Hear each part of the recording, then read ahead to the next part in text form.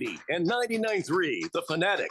Brought to you by Bet365. Whatever the moment, it's never ordinary at Bet365. You may know me as Ruben Gallego, but I've had a lot of titles over the years. First, son, or mijo, by my single immigrant mom who worked so hard to make ends meet, and brother by my three incredible sisters. I've been called janitor, line cook, construction worker, doing any job I could to help out since we didn't have much. I earned the title graduate from Harvard University. I was called infantryman in the Marines when my company took some of the heaviest losses in Iraq. I'm called congressman, proudly representing Arizona the past 10 years. But my favorite title of all is dad to my two beautiful kids, whose future I'm fighting for every day. That's why today, my title is candidate for Senate. I'm fighting to lower costs and secure our border. I'm Ruben Gallego, candidate for U.S. Senate, and I approve this message because for me, it's never been about titles. It's about standing up for hardworking Arizonans like you. Paid for by Gallego for Arizona.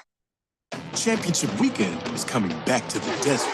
4 title races in 3 days means there will be a buzz in the air all weekend long. NASCAR Championship Weekend at Phoenix Raceway, November 8th through the 10th. Get your tickets now at phoenixraceway.com. Mommy, want to play a game with me and Dad? Mommy's not feeling good. You need to vaporize that cold. Vaporize? Yeah, with Dayquil VapoCool. It's Dayquil plus a rush of Vicks vapors. Whoa.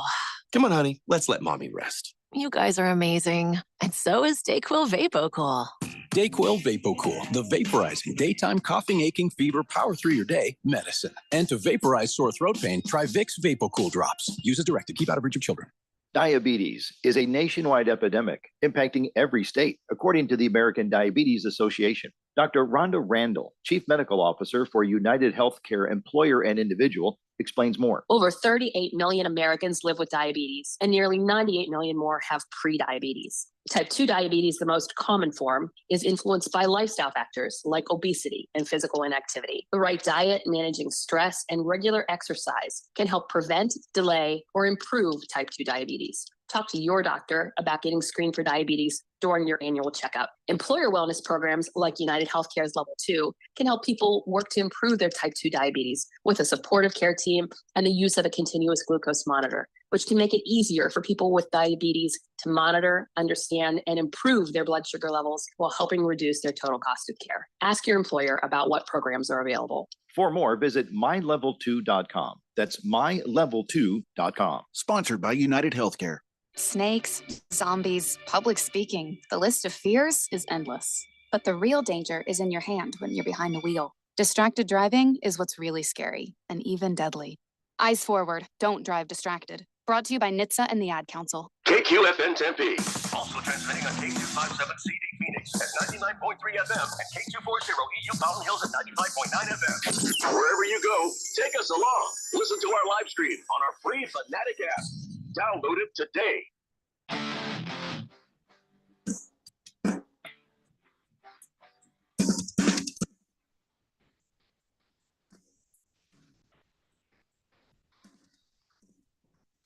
We are so back. Monday morning, you are listening to Beat the Book. I'm Keon Rose alongside me, our betting expert Dylan Cohen on pins and needles, watching the Braves and the Mets decide the fate of your Arizona Diamondbacks. We're going to get to that in a little bit. We're going to get to the NFL because there was a lot of good football this weekend. Well, some good football depending on who you are. We'll say, you actually sound like someone whose team won yesterday. Yeah, I do, and I'm actually very pleased about it. But I don't get as much joy from my team beating the Cardinals as I do when they beat the Giants. So I'm less glib today, a little less smug. We're broadcasting live from the Harmon Solar Studios here at 1580 The Fanatic in sunny uptown Scottsdale. Today on the show, Diamondbacks in or out. We're gonna have to take a look at that, and then we're gonna take a look at what happened to the Cardinals. The hell went down with that football team yesterday in a game where that was supposed to be a shootout. What happened? One team held up its end of the bargain. The other team did not. We'll get into that too. Text line 888-368-1580. That's where you join us. What bets did you make this weekend? What were you sweating out? And well, how did your team do?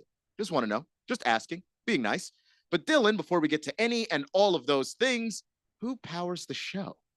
Sport Trade powers this show. And if you have not already, make sure that you search Sport Trade, sign up, get your account going in time for Monday Night Football, because we have not one, but two games that are going to be broadcasted tonight. You'll be able to find what I think most of us consider to be the better matchup of the two games this evening. That'll be here on 1580 The Fanatic.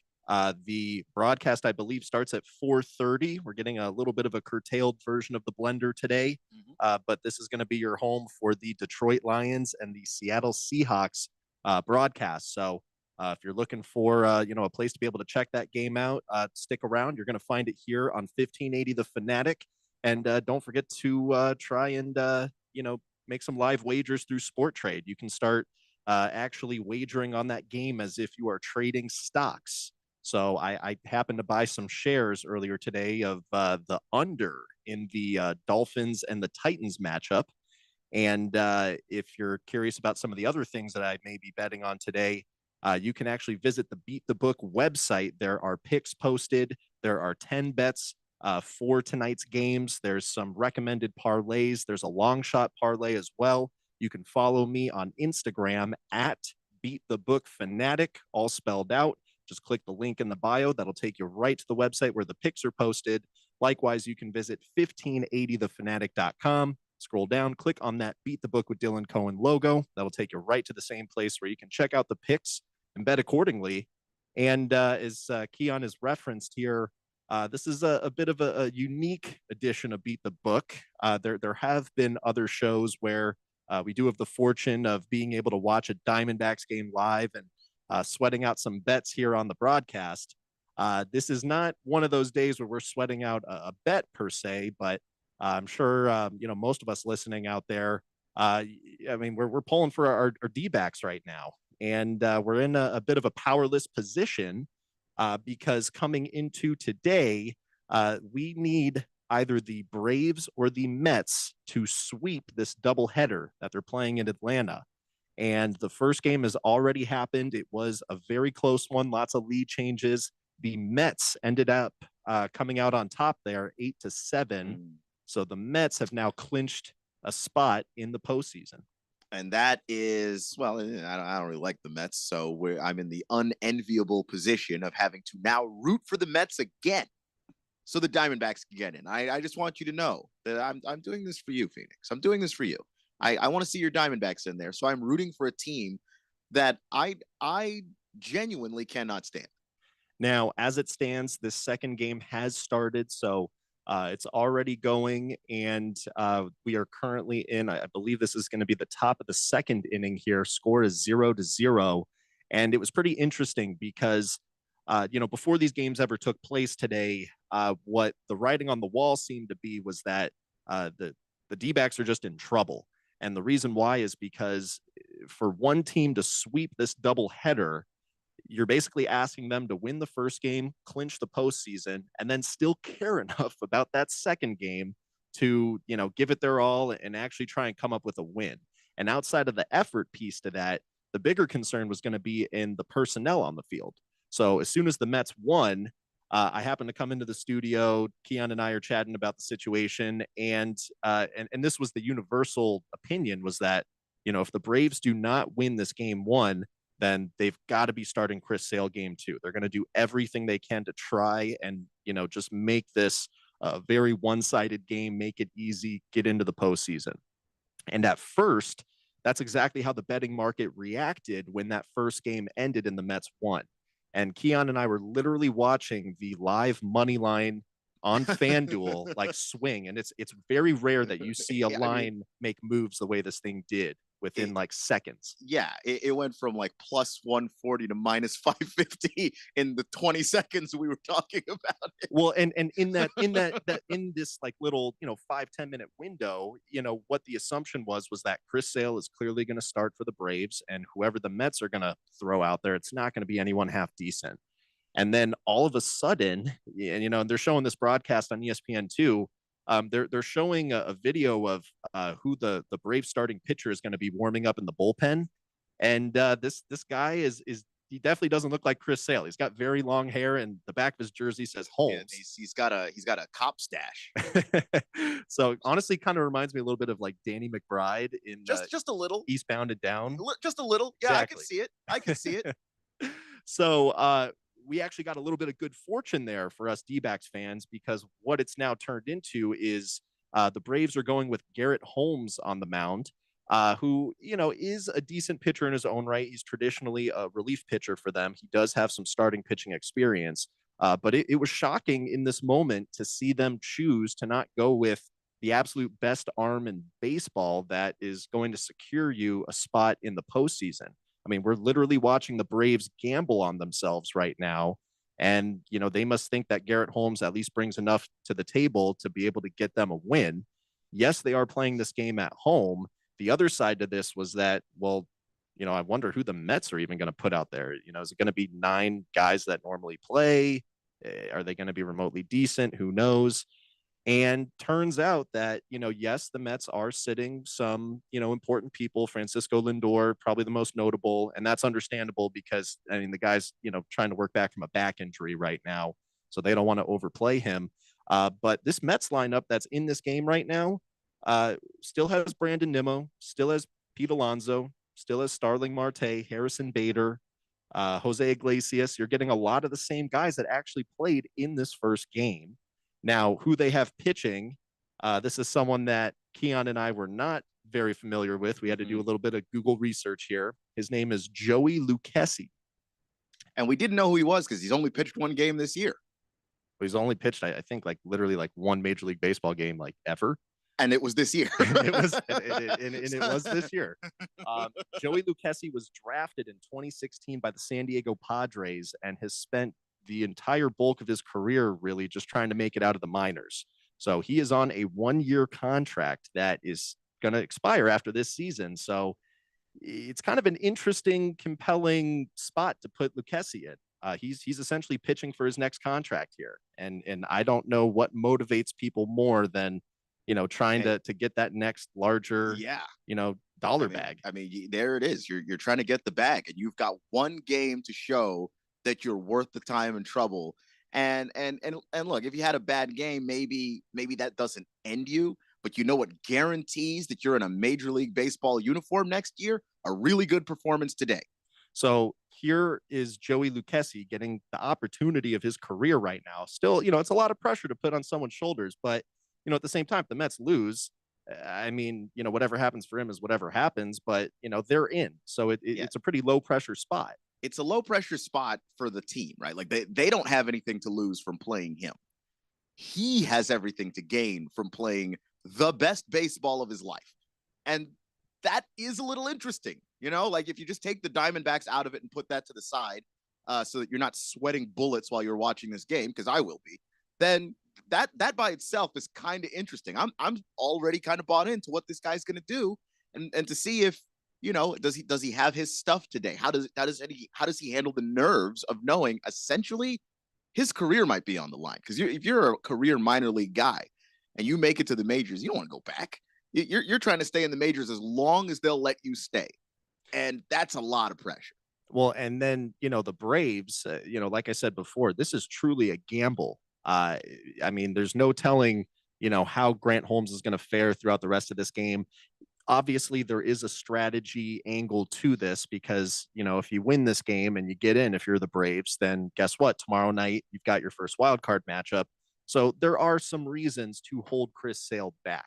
You know, it's definitely a balance that you have to, you know, figure out, you know, do I want to compromise my pitching strength in the wild card matchup by just ensuring that I win this game? Or do I have enough from someone else, you know, among all the other pitchers on this team to where I can spare Chris Sale and then use him in that wild card game? So it's not just, you know, some reckless decision that the Braves made not to play Chris Sale. However, it was certainly surprising, and it was not what the sports books, you know, expected at all. So this will be really interesting to see. And actually, we have, it looks like a pretty big hit right now. This is a double. think this is from Ozzy Albies. By the way, Pete Alonso, because he's in this game too, the second game in this doubleheader. Pete Alonso is the first player to play all 162 games of a Major League Baseball season since, let me see if I can pronounce this name correctly, Felix Milian in 1975. Long time ago. So you were wondering there about like, well, wow, it seems like they've got some of their starters in there. I think for Alonso, getting that record was part of the reason why. Well, and talk about another guy who's in a contract here. You know, whenever That's you're a in good that point. That's a good point. Whenever you're in that kind of a position, I mean, the money motivates. So I mean, I was not aware of that. But I kind of knew in my head. I was like, I think he might be in a contract here, and I just put that in. But obviously, I mean, those two things they go hand in hand. Yeah, this Mets team has some motivating factors, even though the playoffs overall, again, not necessarily the big factor for them. There are some reasons for players that are on the roster right now and on the field. So that hit that I was reacting to before, it was Jorge Soler, and this ball was like inches away from being a home run. Just barely falls just below the wall, bounces off, ended up being a double. So it's bottom of the second. Braves have a runner on second base, no outs. They are looking like they're about to get on the board here. So we will keep you guys updated throughout the show with anything significant that happens there. But we got to talk about some significant things that happened in the National Football League yesterday. And I think it's only right considering, Keon and I probably aren't going to get another opportunity to where our teams are matching up to where we give some flowers where flowers are due. And that is speaking about the Washington Commanders' upset victory yesterday. Coming into State Farm Stadium with former ASU quarterback Jaden Daniels, who is really giving Malik Neighbors here some healthy competition for that Offensive Rookie of the Year award. The Commanders really just took control of the game early. They were up at halftime 17-7. And after that, they just never really looked back. They had a huge second half, scored 25 points between the third and fourth quarter alone. Final score is 42-14. Keon, did you have a ladder on the Commanders spread on your bingo card yesterday? I did not, in large part because I thought this game was going to be close, high scoring, because I saw these defenses. I know they're not great, but close. And it's the opposite of that wound up happening. Now, I wouldn't have thought to do that. I did not think to do that. I did pick the Commanders to win, but I wasn't confident about it. It was one of those, it's pretty close, so I'm just going to pick my team kind of picks. I like them, so I want to root for them, so I picked them. That's kind of the rationale there. I thought it was going to be a much closer football game than it wound up being, but Jaden Daniels looks like a revelation right now. Well, and you were even saying to me, and I think most Cardinals fans can kind of relate to this, after basically coming into like halftime, you kind of saw what sort of a game it was going to be. And I know for me personally, it just hurts too much to like suffer through these like Cardinals dumpster fire TV games. So I shut it off.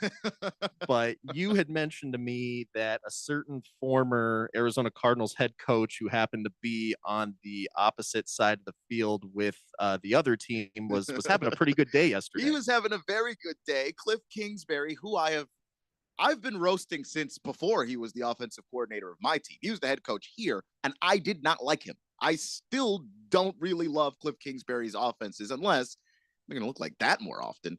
Cliff Kingsbury, that looked like a different guy. He was, and I'm not just talking about the play calling, though that too. That was more aggressive than I've ever seen it. I mean, the vertical shots, he was working them in earlier than I've seen him work them in at any point in the season so far. We've got a 3-game sample size before this. I just had not seen him do that. And to the point where a lot of Commanders fans, we were talking about this on the Commanders Twitter, like when do we throw the ball to the end zone? Can we do that more often in the red zone? When we get to the red zone, does it have to be slant passes and bubble screens? Can we attack the end zone? Yeah, no, he was doing that yesterday. Yesterday, there was that all over the place, and he was more motivated. He was on the sideline. He was yelling at guys. He was firing people up. Cardinal fans, you tell me, 888-368-1580 on the text line. When was the last time you ever saw Cliff Kingsbury do that? He was yelling at guys on the sideline. He was high-fiving people. He was pushing people in their chest. He looked like damn Jim Harbaugh out there. That was a different person than the guy that was coaching out here when I first moved here. I don't know what to say, except that if he had done that when he was coaching here, he'd still be coaching here. You know what's actually really crazy? I just pulled up the Commanders' schedule right now, and if you look at their next It's 4 easy. games, Oh, I hate to say that. I don't want to, because I'm going to jinx it now by looking at it. I shouldn't have looked, but I looked at it and I was like, those are all winnable games now. I would not have marked those as winnable preseason, but now, how do you not look at some of those matchups in the next few weeks and say anything other than they should expect to win those? like this is going to be a 6-2 team in 4 weeks. You know, mark my words. I want to disagree with you because pessimistic Commanders fan has been like half of my personality for the greater part of my entire life. But it's hard not to look at the Browns next week and just pencil that one in. Just write a nice little W there. Their offense is bad. Their defense is not getting home as far as getting sacks. And that's with less mobile quarterbacks than Jaden. And their secondary is toast. I don't want to do that. That's not how I want to look at things. But I am, flying a little high right now. Well, and rightfully so. I mean, you know, as any Commanders fan is well aware, and as Cardinals fans are well aware. I mean, there was a lot of suffering that went into, getting to the place where, the Commanders are right now. And as Cardinals fans, we know all about suffering for very long periods of time. That's we're like twin organizations in a lot of ways, Commanders and Cardinals. There's a lot of overlap in terms of if we were to just describe our experiences, but we didn't name specific players and coaches, you could be talking about either team. What's funny about that is, there's parallels on the field and there's parallels off the field. If you want to go as deep as, wrongdoings by executives, that's something that these organizations have in common. Maybe not to quite the same badly extent. Behaved front office guys, owners that aren't good people. You can go on and on and on. The fan base that's long suffering and patient, but would really like to see you get it right finally. Underachieving coaches, you go down the list, and those two organizations have had some version of that over the last 20 years. Maybe, just maybe, the Commanders are finally breaking out of that tailspin. And just a quick update here for the D-backs fans. The Braves have managed to get on the board. It is 1-0 right now, Atlanta. There's 2 outs in the bottom of the second, runners on first and second base there. So let's keep our fingers crossed for a Mets surge in hitting. But I think we do need to get to a break here, Keon. But when we come back, we're going to chat Monday Night Football. We've got a couple of games to go through tonight. We've got bets to talk about, looking to make, see what, is going to be a good play, what's going to offer you the most value when you're looking at, how to spend your money, and, which wagers are going to help you beat the book. So stick around, and we'll be right back. This is 1580 The Fanatic. 1580 and 99.3 The Fanatic. Live and local. Kevin Harlan here from Monday Night Football on Westwood One. Hall of Fame quarterback Kurt Warner and I are set to bring you the action between the Falcons and the Eagles from Philadelphia. Philly with Saquon Barkley, the running back, now sparking the offense. They return home after a big win in Brazil over Green Bay. Now they host Atlanta, looking for their first win with quarterback Kirk Cousins. Join us on Monday Night Football. Right here on 1580, The Fanatic. Vanguard is 100% client-owned, serving over 50 million investors every day. Whether you're planning for retirement, putting your kids through college, or saving up for your next adventure, Vanguard can help you set personalized investment goals. All investing is subject to risk. Vanguard is owned by its funds, which are owned by Vanguard's fund shareholder clients. Copyright 2024, The Vanguard Group, Inc., all rights reserved, Vanguard Marketing Corporation Distributor.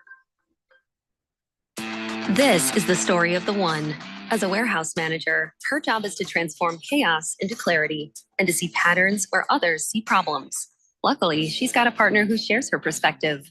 Grainger offers over 1 million industrial-grade products, backed by real-person support and in-depth online resources, so she can tackle every task with precision and turn potential setbacks into streamlined success. Call clickgrainger.com or just stop by. Grainger, for the ones who get it done. Hey, sports bettors, Jeffrey O'Brien here to tell you about my favorite sportsbook and casino, and that is BetUS.com. Football's back, so it's time to get in on the action. I endorse one sportsbook and casino, and that is BetUS. If you want a game plan to win this season, then check out BetUS. BetUS went large for you this season with a huge offer, a 125% sign-up bonus on your first 3 deposits. That's right, a 125% bonus on your first 3 deposits.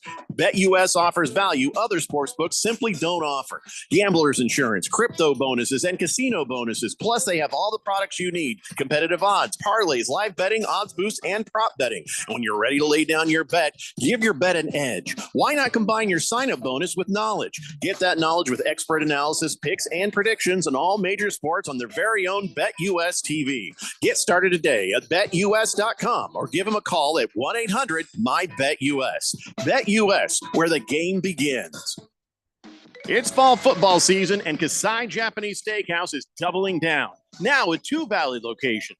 When it comes to Asian cuisine, no one does it better and more authentic than Kasai, where talented Teppan chefs create the food, the fire, and the fun of teppanyaki. Kasai Japanese Steakhouse isn't just dinner, it's dinnertainment. A memorable dining experience where a delicious 7-course meal is paired right at your table with flair. It's a perfect choice for celebrations, date nights, or a night on the town. Choose from over 30 different items and combinations of teppanyaki, Asian fusion, and innovative sushi. Happy hour is always on fire and offered daily with specials on their Asian-inspired comfort food like Korean steak tacos, Mongolian barbecue ribs, and signature Wagyu beef sliders. Always a memorable dinner, or catch the game and a bite at the bar at Kasai. Now with 2 locations, Scottsdale Road in Thunderbird, and in Peoria at the 101 in Northern. Go to KasaiTeppan.com. That's Kasai Teppan.com, or search Kasai on your mobile phone. Life insurance. Why are you putting it off? Can't afford it? Too much hassle? Think you don't need it? There's lots of excuses for putting off life insurance. But if you weren't there, who would pay the mortgage and other bills? With Ethos, you could be covered in 10 minutes and boom, family protected. Ethos, fast and easy online term life insurance. Up to $2 million in coverage with no medical exam. Some policies as low as $1 a day. Answer a few health questions and get your free quote at getethos.com. That's getethos.com. Hey, sweetie, what you doing? Looking around for jobs. Offices, 9 to 5. I don't want anything boring. You know, Brian's daughter's in the Phoenix Police Academy. Pretty sure she's not bored. I never thought of that. Check out joinphxpd.com and take a look. Over 80 specialty details like detective and canine handler. What else? Dignitary protection, 911 operator. They have aviation and dive team jobs? What? Rise to serve. Find more today at joinphxpd.com. Protect and serve with the elite. Sponsored by the City of Phoenix. 1580 The Fanatic. And at 1580thefanatic.com. Your home for sports.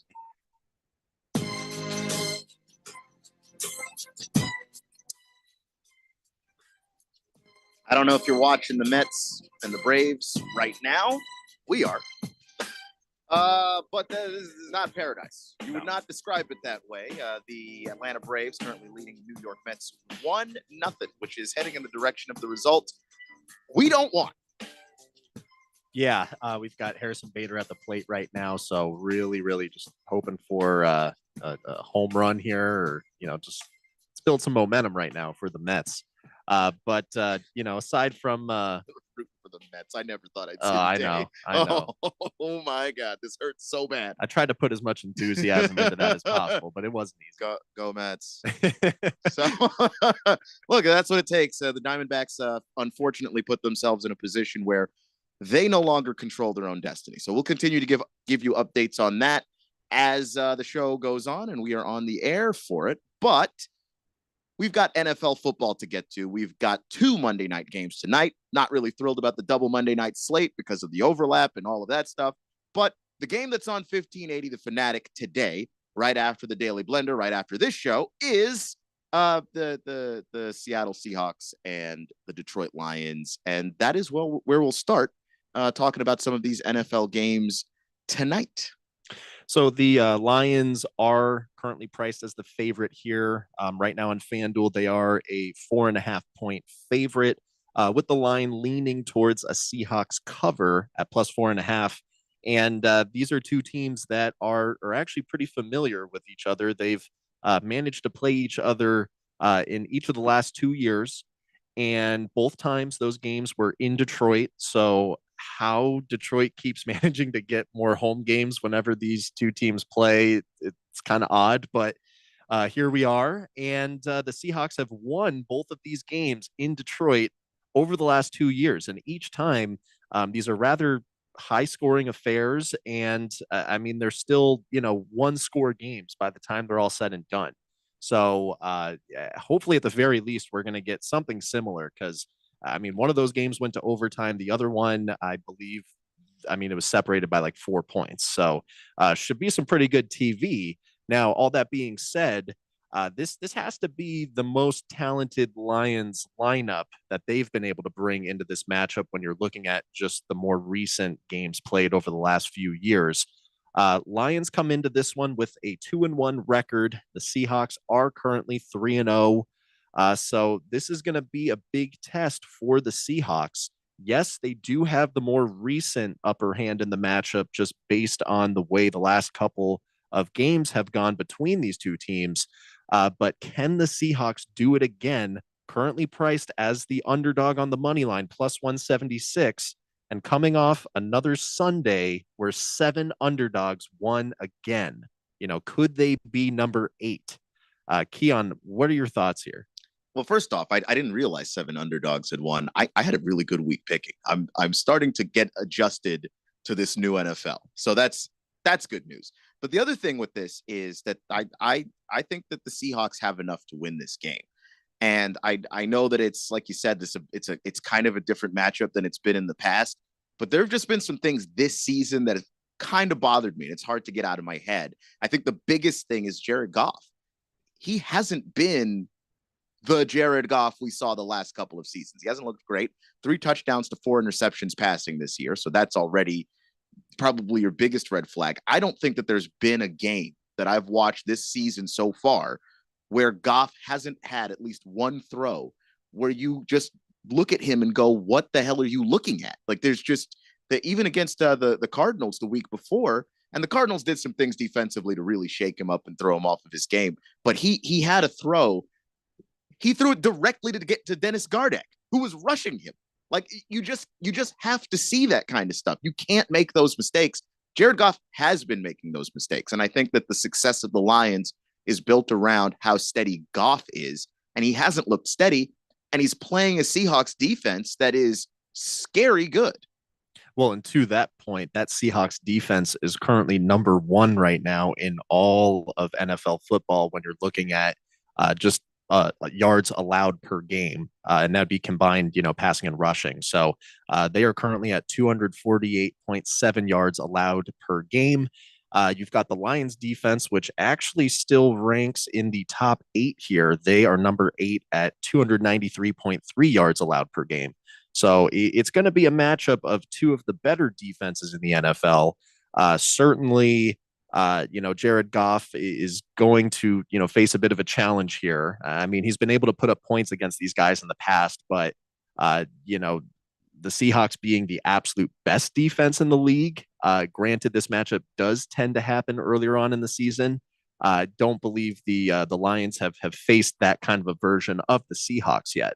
Now, likewise, this is going to be the first time that the Seahawks will be playing the Lions without Pete Carroll since 2012. So now you have to factor in different schemes, different coach, different game plan. There's also this concern about the Seahawks and the strength of the competition they've played up until now, because they have yet to face a team that has an above 500 record. A lot of people will point to that win over the Broncos as something that, perhaps, gives them some credibility in terms of that strength of schedule. The Broncos had a pretty impressive win themselves against the Jets back on Sunday. And obviously they had the really impressive win against the Buccaneers the week before that. So perhaps that, maybe, give some people security out there over, hey, this isn't a fluke. It's not the Seahawks just playing a bunch of losing teams. There's actually something good here. How are you viewing, I guess, the difference in the coaching for the Seahawks? Is that going to play a big impact here? Was Pete Carroll really like the biggest reason for the Seahawks' success versus the Lions? Or is it possible that they're going to be able to come in and just continue to dominate this matchup the way they have? Yeah, I think, I don't know if they're going to dominate, but yeah, I do think that Pete Carroll was a big part of it. He's always had his players prepared and ready to play on game day. But I think the more I watch them play this year, the more that seems to just be an organizational thing for them, where they're just prepared. That when they show up on Sundays, they are buttoned up, especially this defense, and they're ready to wreck shop and do damage.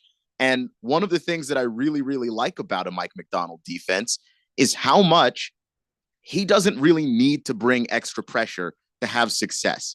And if you're looking for a path to success for the Lions today, I would argue that the injuries that the Seahawks have on the defensive line, they're missing Leonard Williams, they're missing Byron Murphy II on that interior part of the defensive line. That's going to be a problem, I think, for them, because they may have to bring extra pressure to get to Jared Goff in ways that if they were fully healthy, they might not have to do.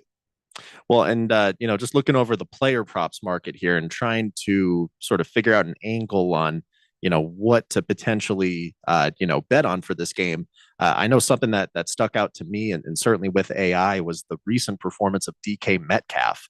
He's coming off 2 consecutive games of over 100+ receiving yards. Mm-hmm. When you start to look at the passing defense, this is really where you're seeing a big difference in these two teams. You have the Seahawks with the second-ranked passing defense in all of NFL football right now. They're only allowing 132.3 passing yards per game.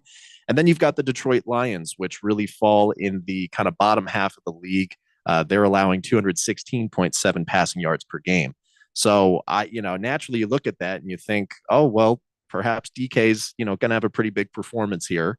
And going back to those previous games that they've played over the last couple of years, I believe one of those matchups, he had about 75 receiving yards. The other one, he did exceed 100. So it's something that he's been able to do, going into Detroit, having a pretty strong game. His line on receiving yards today, I'm going to pull this up right now. The last time I looked at it, I want to say it was hovering around like 71.5, somewhere around there. Let's see. We have DK Metcalf. Oh, it's actually lower. Over under 66.5 yards. You think it's pretty likely DK Metcalf goes over? Against this Lions secondary, which, if we're honest, is just okay. I feel really good about that. I do feel really good about that DK Metcalf line. I was actually I meant to look it up earlier and I just completely forgot. But I wanted to look up what the sack numbers were for Aiden Hutchinson, because we were chatting about that before, and I did actually look into that. So when you're looking to play a player's sack props, this is where you're going to find your options for what book you can actually place that at are pretty limited. So the only one that I know of, to my knowledge, in Arizona that allows for that market is DraftKings.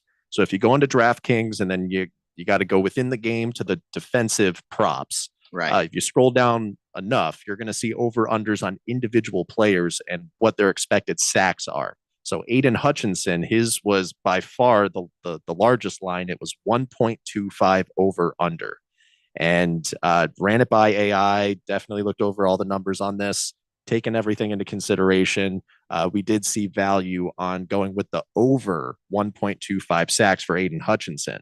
So, because Aiden Hutchinson is a guy you have to, when you look at the Lions defense, you circle his name and you figure out, how do we get Aiden Hutchinson taken care of so that he's not wrecking shop and ruining our games? You have to. And one of the things that I find to be incredibly interesting about how the Lions have built this team is when you look at their interior defensive line and you're looking at Alan McNeil and DJ Reader, those guys require so much attention that even if you want to double Aiden Hutchinson, you probably can't. DJ Reader can just straight up beat guards. You probably can't just double team Aiden Hutchinson and dare the rest of that defensive line to beat you, because they will absolutely do it. And what it's doing is it's freeing up Aiden Hutchinson to attack the quarterback in ways that we haven't really seen him be able to do. And he's entered that elite stratosphere in the NFL of top edge rushers. And it's awesome to see. But it's also a reason why I think Aiden Hutchinson probably walks away from this game with a couple of sacks. Well, and to your point there, the last home game the Lions played was against the Buccaneers. Aiden Hutchinson had a cool 4.5 sacks that game. Yeah. So, we're just looking for over 1.25 here. Yeah. I mean, we're not looking for a world beating performance, but I just want to point out you might get one. He's that good. I mean, literally get your own sack, get that half sack somewhere else. We're good to go on that one. Yeah. I mean, it's the same kind of thing that you have to think about if you were talking about a Myles Garrett or you were talking about a TJ Watt. Just go ahead and add Hutchinson to that. He's in that same conversation of football player. And I'm incredibly excited to see what he's going to do tonight. Absolutely. Same here. And make sure you check out the Beat the Book picks. You'll see some of the other plays we have posted for that game. But I want to start getting the conversation turned over here to this other game that we have tonight. That would be between the Tennessee Titans and the Miami Dolphins. And yes, this game is going to be awful. What's interesting is typically the lesser game. It actually tends to be the one that has maybe some more compelling bets to make. Yeah. And this one, because there's just question marks and unknowns all over the place, this is a game where you might catch the book slipping just a little. And that's where, there is something to be said about having a conversation about it. Obviously, as far as TV goes and what's going to be a better product on the field today, we already know that we're in good hands with the Lions and Seahawks. But when it comes to the Titans and the Dolphins, there's still going to be some things that, you're going to be able to look to try and capitalize on here from a betting standpoint. These are two of the notoriously worst offenses in all of NFL football right now. Looking at the Titans side, it's probably the biggest cause being just out of a young, inexperienced quarterback, perhaps not the best O-line to protect him. He does have some weapons in Calvin Ridley and DeAndre Hopkins, but Will Levis has he's had his work cut out for him this year, and it's been a lot. There's been some pretty epic memes that he's already managed to create of himself. To the point where when I see the Titans in a game on a schedule, I'm like, what is the meme going to be with Will Levis? What's going to be the screenshot that you walk away from the weekend laughing at this week? Because it just seems like there's one every single week for him and this team. If you don't happen to know what we're talking about, just search Will Levis Cobra, and that'll tell you everything that you need to know. I have never seen a guy throw an interception and then drop to his knees that very moment that he threw it. He knew he screwed up the instant he let the football go. That is a prime reaction. They should frame that and put that in a museum. He will sell jars of mayonnaise and throw very reliable interceptions. That has been the hallmark of Will Levis so far in his career. Which we're up against the break. Well, let's mention this real quickly. That is one thing that we are looking forward to in this game. The interception props from one William Levis. Make sure you get on that. He's had at least one or more interceptions in each game he's played so far this season. Just an incredible run that he's on. I feel kind of bad for the guy. He should not be starting right now. They should have given him a little bit more time in that oven to bake because he's not ready. And he's got tools. You can see the mobility. You can see the arm talent. He's not ready to play football at the professional level right now. And that poor young man is out there winging it. So anyway, we'll talk a little bit more about this game and some of the bets that we're looking at here for the Miami Dolphins, Tennessee Titans. That game's not on 1580 The Fanatic. You're welcome. But you can find that game, I don't know, wherever you want to find that game if you're a Dolphins fan, Titans fan, and you really like hurting yourself. This is Beat the Book here on 1580 The Fanatic. 1580 and 99.3 The Fanatic. Live and local. 4 years. That's how long it took Democrats to ruin our economy and plunge our southern border into anarchy. Who helped them hurt us? Ruben Gallego. Washington could have cut taxes for Arizona families, but Ruben blocked the bill. And his fellow Democrats gave a bigger break to the millionaire class in California and New York. They played favorites and cost us billions. And Ruben wasn't done yet. Democrats could have secured the border. Instead, they invited an invasion and used our tax dollars to pay for it. Ruben Gallego even backed a law to let them vote in our elections. Don't give Gallego and the Democrats another 4 years to hurt us. Give your support to a real Arizona leader, Carrie Lake. Carrie and the Republicans will secure the border, support our families, and never turn their backs on us. Carrie Lake for Senate. I'm Carrie Lake, candidate for U.S. Senate, and I approve this message. Paid for by Carrie Lake for Senate and the NRSC. Oh no, stomach issues again? Stomach issues? Who are you? Your pancreas. I could be the real reason for your diarrhea, gas, bloating, stomach pain, or loose oily stools. I thought it was my stomach. People often do, but any of these symptoms could mean having a condition called exocrine pancreatic insufficiency, or EPI. With EPI, the pancreas doesn't release enough enzymes to break down food, but EPI is manageable. Use the symptom checker on identifyepi.com and speak with your doctor. That's identifyepi.com. Sponsored by AbbVie. Let's say you've got questions. You're looking into solar, but you don't know where to start. Well, Harmon Solar has the answers. Hi, I'm Jeffrey O'Brien, and listen, there's a couple of ways you can go here. One, visit harmonsolar.com, browse around, because right across the page, they got links to all sorts of great information, like frequently asked questions, equipment, tax credits, even testimonials. Or just give them a call, 800-281-3189. Ask them directly. They'd love to hear from you. That's 800-281-3189. Or just go to harmonsolar.com.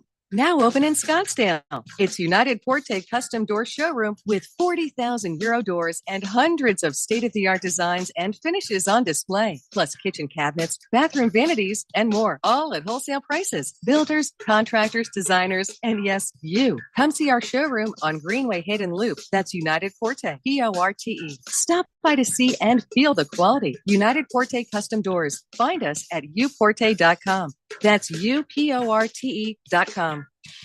Don't miss a minute of the action when Sun Devil football returns to Mountain America Stadium Saturday, October 5th, when they take on Big 12 rival Kansas. Swoboda throws, intercepted by Fiaseu. Cyrus Fiaseu is going to take it all the way in for an Arizona State touchdown. A pick six for San Diego State transfer Cyrus Fiaseu. Get your tickets today by calling 480-727-0000 or go online to sundeviltickets.com. Your home for sports. 1580 and 99.3 The Fanatic.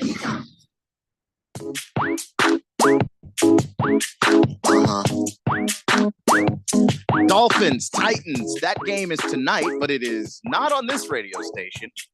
So we like our listeners. I'm saying, we wouldn't play that for you. This game is going to be awful. And there may be an opportunity in the awfulness, Dylan, to make some money. So here we go. and that's exactly why we love games like this here on Beat the Book. If you happen to check out the picks for today, you will see the very first pick that's posted right up at the top. It is recommending to take the under in this matchup. And, this is the kind of thing you're going to need to do on the side to kind of build some excitement into this matchup, because if you just don't have any money on it, you're not a fan of either team, you're probably not going to want to watch. Yeah, you're just hurting yourself at that point. And, look, if you have thoughts about self-harm, this isn't the way to do it. Don't do this. Don't watch the Dolphins and the Titans play football. But seriously, like this is one of those games where you're like, this is the game I want to bet on, because at least for, working here at the station, like I have to watch these games. I have to know what's going on. And some of these games are just chores. You just don't even, there's nothing good to see here. You've got the Dolphins starting Tyler Huntley. Will Levis has been atrocious, which when you have two bad quarterbacks, that means that the running games get affected too. So you're not moving the football as much. So an under that you're having to maybe sweat out a little bit, because I believe the line on that was 37.5 when you were checking earlier. To play an under like this, when you know that both teams are probably not cracking 20, who's going to get close enough to make this thing scary? There's at least a little entertainment value. Don't like bet your mortgage or anything on this. That's a bad idea, but it could be fun. This is one of those games to me where, whether or not the analysis that we're going to be betting based off of is what happens in reality. Like you still have to bet, according to the way that, we're looking at this. So where I'm getting at here is like, look, is it possible that like Tyler Huntley comes in and he's all pro quarterback and Tyreek Hill is, he's getting, the over on his receiving yards, maybe scoring a couple touchdowns. Like, it's not out of the realm of possibility. It's not, because you look at that head coach, and he's a guy that gets the ball into the hands of his playmakers, and he'll use any method necessary. If you don't have a big enough arm, he'll get to the bubble screens. He'll figure out a way to use those sweeps, or get the slant passes, dig routes, like so everything that's in that short wheelhouse of trying to get Tyreek Hill in space and one-on-one with those matchups. Those overs are possible. They're possible. It just doesn't change the fact that Tyler Huntley has had no more than a week, quite frankly, less than a week, to, put the helmet on, study the playbook, the film, and then he's getting asked to go out there and get the team a win. That's not easy. It's not easy, and the fact of the matter is the Titans are a very good defensive team. They've shown that this season, that while there are many parts of this Titans football team that do not function well, the defensive side of the ball is really good. And this is going to be a very simple game plan for the Dolphins. I don't think that they threw the entire a playbook at Tyler Huntley and said, go figure out a way to make this happen. They basically had to give him the streamlined version. So that means that, when you look at every defensive coverage and you consider that a test, every test has answers. Tyler Huntley may not have all the answers he needs to have success against a defense like this.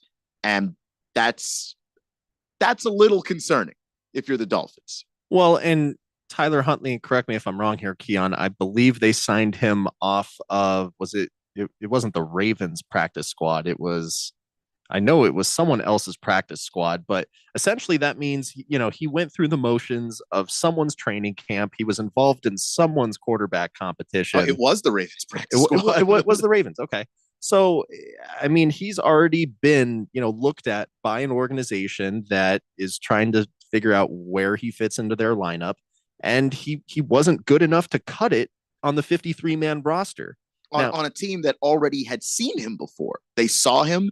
He was he played for them in 2022 when Lamar Jackson was dealing with a lot of those injuries late season, and he even played in their playoff game. They saw all of that and they were like, practice squad.